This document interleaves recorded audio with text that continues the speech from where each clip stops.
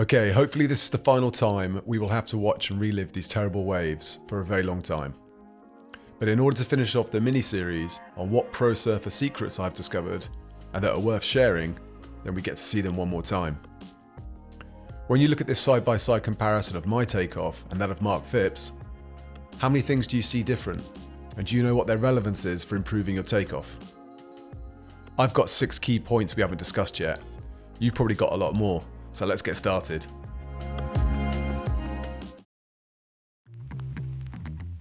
I'm James Davis, and I've been a skydiver for over 20 years, jumping and competing all around the world.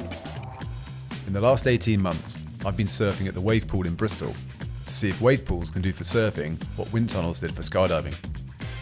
I wanted to see what would happen if an average surfer trained at the wave pool for a year, if they could learn to get barreled, sharing all the mistakes, learning points and experiences along the way. Okay, so before we address the problems from the intro videos of my fine surfing, I just wanted to share 2 more YouTube videos I recently found about topics we've already covered. The first is from Nathan Florence, one of the 3 famous Florence brothers from Hawaii.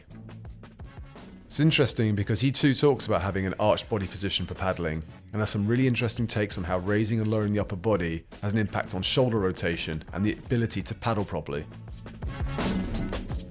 In our previous vlog, Patrick Beven, our friendly pro from Hossegor, had some really interesting points to make on this subject too. There is a link at the top of this video to where Patrick talks about the importance of raising and lowering the upper body to help catch a wave. The second video is from Firewire's advert for the new Mashup surfboard. Whilst the board looks amazing, it's more interesting seeing Kevin Schultz using the same lowered upper body position, chin on the board, for the final push to get into the waves. Okay, back to today's vlog and looking at the pop-up technique issues.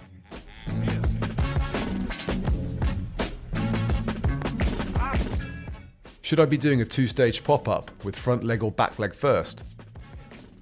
Should I be jumping to my feet? Does the board you use make a difference? What are the key differences between all the different approaches? Just so many unanswered questions. Kale Brock, who's built an amazing YouTube channel, has some really interesting videos on this topic. It was interesting to see that when I spoke with Patrick Beven, he mentioned that he uses multiple approaches depending on the type of wave he is surfing, the conditions, and the board he is using.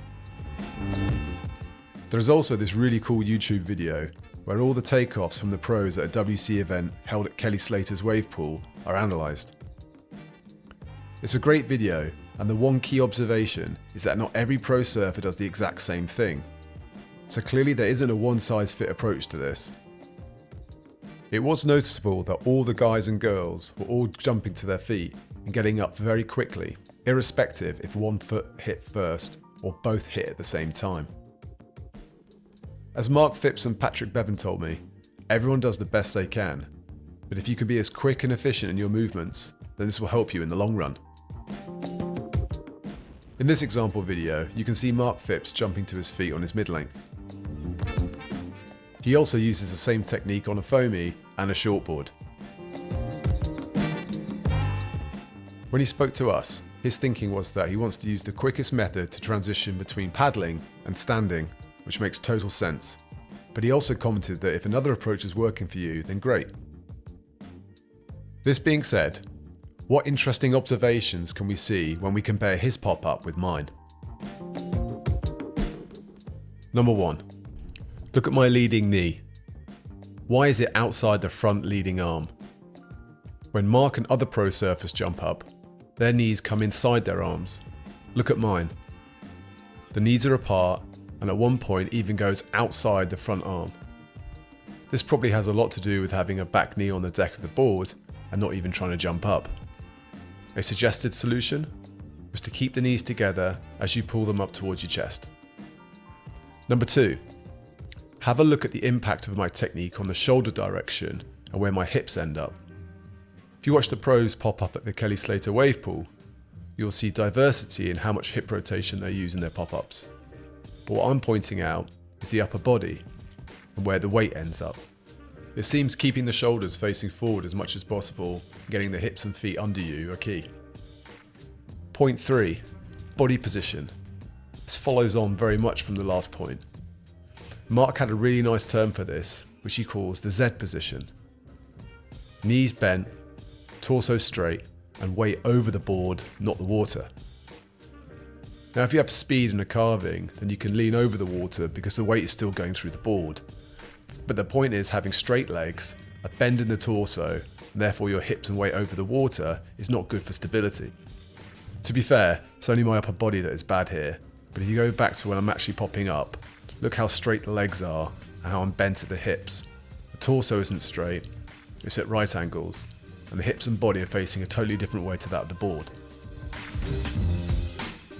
Number 4, stance. How close are my feet and how close are Mark's? Clearly servers can move their feet around for more stability, manoeuvrability or trimming the board, but my stance is way too narrow. Mark is not as tall, riding a longer board, and he manages to have his feet over the fins and still trim it, so it's pretty clear my stance needs adjusting. Number 5, paddling down the wave. Let's go back a few phases, and you can see Mark paddling down the wave with his board flat on the wave face, even as it's starting to rise. He's also still paddling. We've kind of covered this already, but look how I only do 2 paddles as I feel the wave, versus the 3 or 4 to be sure approach of Mark. And look how I get dragged to the top of the wave and fall off the back of it. Number 6, feet position whilst paddling. Let's look past the debate around kicking versus not kicking and stick to some basics.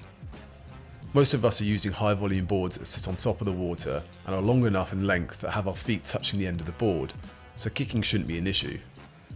All the pro surfers I talk to and people like Rob Case, the paddling coach, talk about the importance of reducing drag.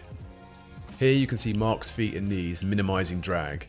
They aren't hanging over the board, he's not thrashing around, and his lower body is very calm. Compare that to my approach. There's a huge difference. Mark suggested keeping the knees and feet together and perhaps just touching the water, if not keeping them above it, as a good thing to keep in mind.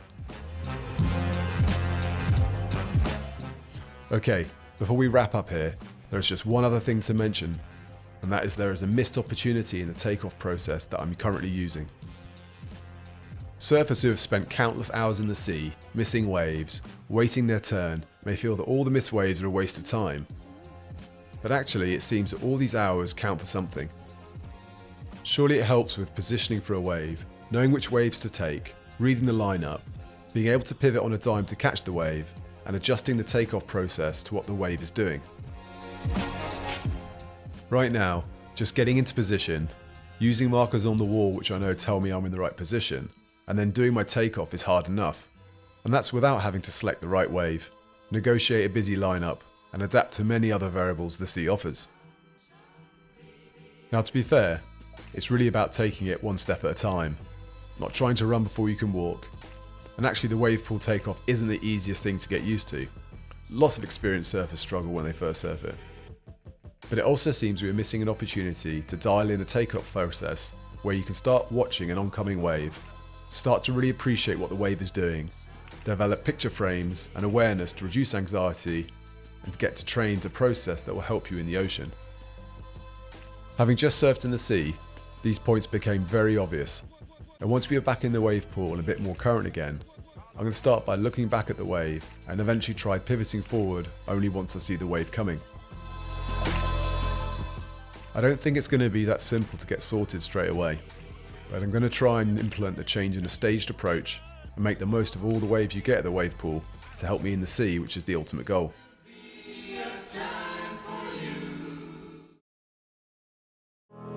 In the next episode, we're going to share the reason why the vlog slowed throughout the middle part of 2021 and why we had to stop surfing for a short while.